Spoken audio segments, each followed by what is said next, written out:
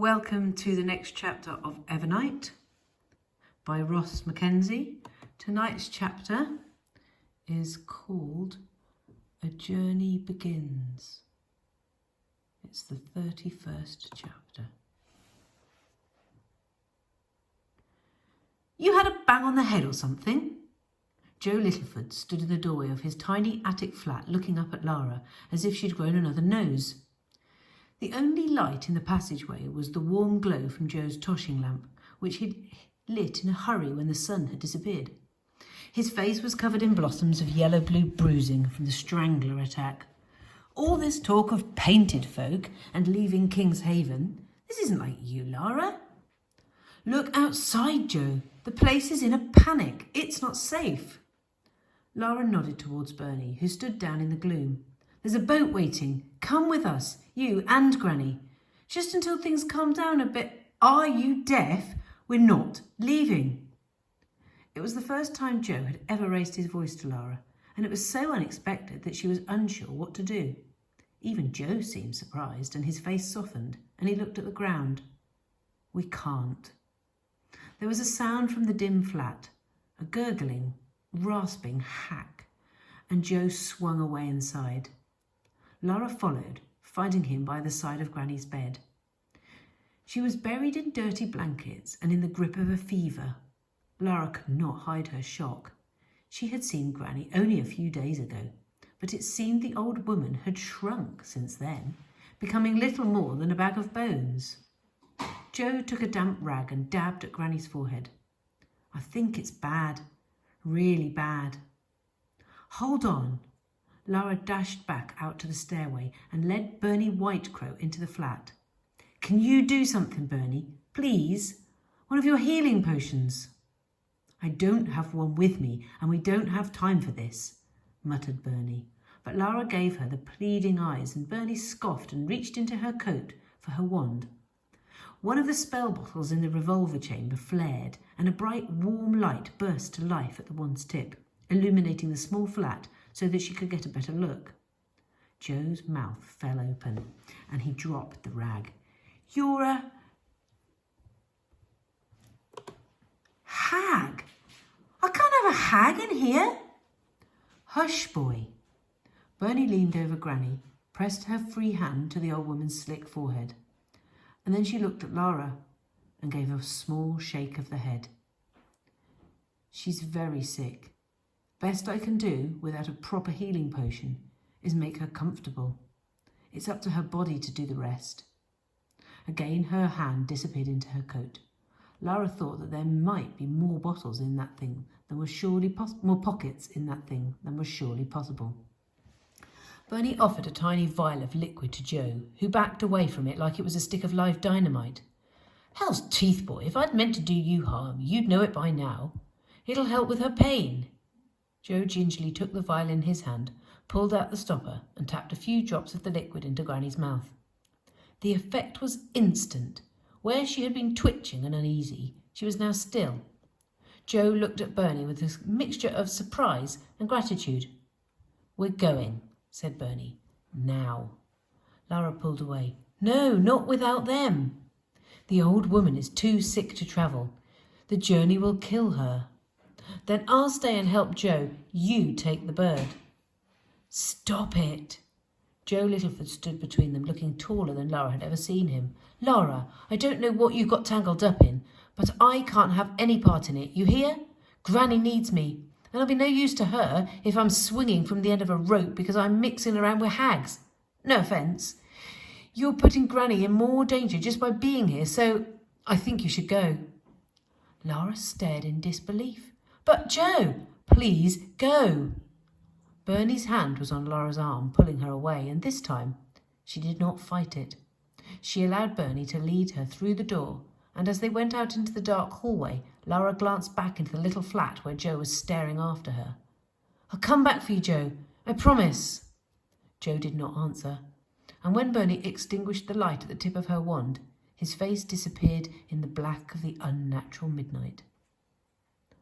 Lara did not have any time to ponder Joe's situation, because as soon as they were back on the streets, she realised that she'd need all her wits just to make it to the docks alive.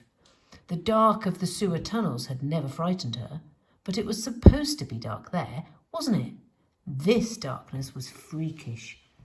As she struggled through the midnight streets with Bernie, her eyes were drawn to the sky, and the sight of it, endless and black and star-filled, where only an hour ago it had been clear and blue, caused prickles of fear to run through her body. She clutched at her pocket, felt the bird nestled in there, and the warmth of him helped to make her brave. The night had come mid-morning, when every part of King's Haven was bustling and alive, and now those same crowds, the ones who had been buying and selling and drinking and chattering, were rushing about all in a panic, trying to get back to loved ones or simply find somewhere to hunker down. "It's the end!" yelled one man, pushing past Lara, almost knocking her over. It seemed every time she blinked, the noises and smells intensified, and the atmosphere was thick with fear. "Lady Light, save us! Mummy, Mummy, where are you? Oi, get off! Take that! I'll teach you to try to pick a lady's pocket." A driverless Ironheart thundered past, pulling a cart heavy with barrels of dragon breath. Without a driver to guide it in the dark, the great clockwork horse ran into a building, and the dragon breath exploded. Boom! The sound hit Lara first, a wave of it, and then a punch of fierce hot air lifted her from her feet, rag-dolled her across the street. She landed heavily on the cobbles, the air whooshing out of her, pieces of debris raining down. Screaming, crying, wails of pain all around. Belching thick smoke rolled into the street, filling Lara's lungs and eyes. She scrambled up, staying close to Bernie as they fought through the crowded chaos of the slums. Bernie had stowed her wand safely away and was using a lamp for light. Frightened people usually looked for someone to blame, and a hag holding a wand would be an easy target. Under the railway bridge in the docks, where the tide was almost full, it seemed to Lara that the danger had heightened her senses because the smell of fire whiskey, pepper stem and moonweed was stronger than she had ever remembered. Bernie pointed the way. "We got a boat, smuggles spells and supplies from Westerly Witch and takes newly freed white witches in the other direction. Captain knows his stuff, but he isn't half a pain in the... here we are." Lara took one look at the boat in question, and her stomach twisted. It was Dragonfly, the boat she had snuck aboard, the one in which she had discovered the hag's spells all hidden away. "Bernie!" Magnus came running down the gangplank and wrapped his arms round his wife. "Thank Mother Earth! Rob's done a grand job. We're almost set to leave." Lara watched the captain at work, a mountain with a beard, hauling crates and thick ropes around with ease under the flickering warmth of dragon breath torches. "That's it, lads. Be smart with it." The captain came striding over, and Lara ducked behind Magnus and Bernie. He pointed to the sky. "What do you make of this, Bernie? A trick? White witches? Not a chance. They ain't clever enough. And there isn't enough magic in the world, even if they were. This is the EVERNIGHT, Rob. It's back. And all that panic you hear, all that fear, the EVERNIGHT will be gobbling it up." Rob folded his great arms, almost hugging himself. "You think it's reached Westerly Witch? No, I reckon we'll all feel it if it had. Maybe it's not strong enough yet. Maybe it's holding back. Who knows?" Rob looked around the heavens. "Well, I'll feel a whole lot better when we get home. This city is fit to rip itself to rags." "Agreed," said Bernie. "And we've got one more passenger, Rob." Lara's eyes widened as Magnus Whitecrow shepherded her out of his shadow. She gave Rob a fierce, defiant stare. His face became a tangle of recognition and rage. He stepped forward, almost tipping over. "You!" "Steady there, Rob. What's the matter?" "The matter, Magnus Whitecrow, is this street rat Almost cost me my cargo and my boat." "What? Oh, no, Rob, this is Lara. She's with us." "She's a thief, that's what she is. She snuck aboard Dragonfly and woke up every spell in the hold. It took me hours to get rid of them, all those trees all a-sprouting from the deck. I could have been found out, hanged." Lara puffed out her chest. "I never done nothing from you. It was an accident." Rob's face was turning a dangerous shade of red in the lamplight. "You two," he said to Bernie and Magnus, "are welcome, but this sewer rat is not getting on my boat." Bernie Whitecrow, it seemed, had had enough. She stepped forward, facing up to Rob, the top of her head barely grazing his chin. In a voice so sharp it could have punctured the hull of the boat, the old witch said, "You listen to me, Rob Nielsen. Whatever's happened in the past, I don't care.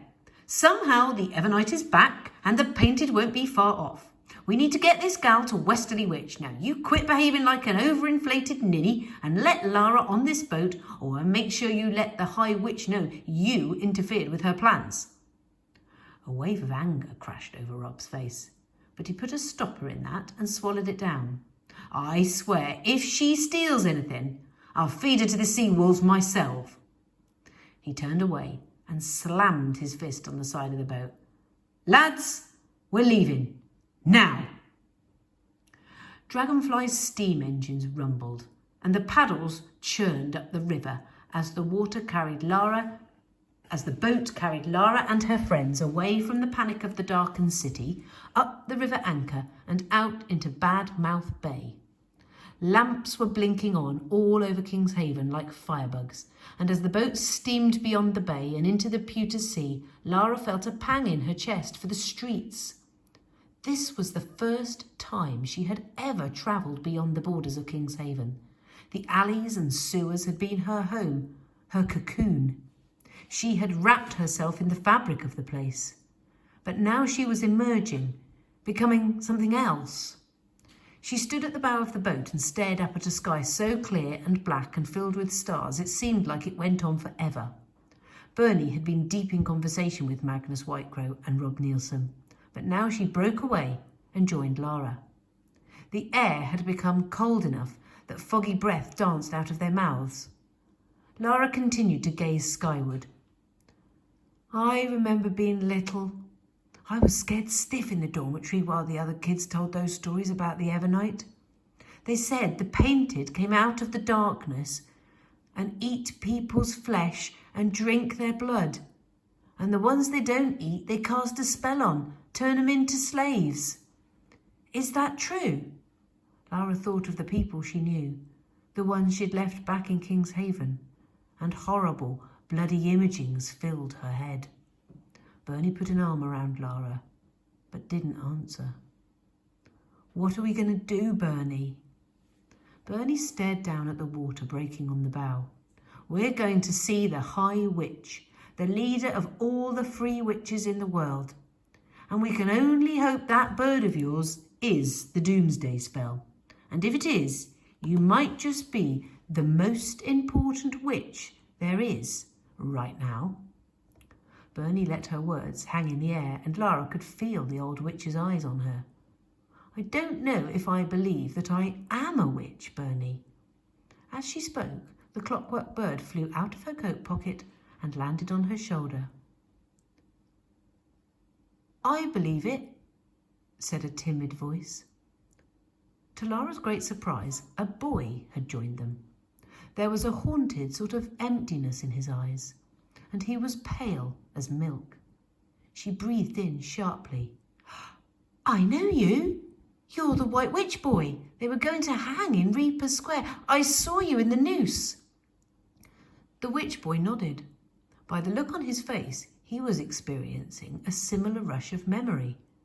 "And I saw you in the crowd." Lara stared at Bernie open-mouthed. "But that would mean you're the ones who saved him too. You made that fire dragon appear." Bernie gave Lara a wink, and her eyes twinkled. "You don't know the half of it. said the witch boy. Magnus found me weeks ago, and Bernie snuck into the White Witch district to help me. They could have been killed. Pah, said Bernie. I'd like to see him try. So you've run away from Mrs. Hester and the king, said Lara. I suppose I have, yeah. My name's 88. 88? Actually, my full name is 885476, but that doesn't really roll off the tongue. A clang from somewhere in the belly of the boat made him jump, and he looked to the unnatural night sky. Lara thought he seemed very fragile and small. Bernie went to put an arm around his shoulder, but he flinched away, as if expecting her to strike him.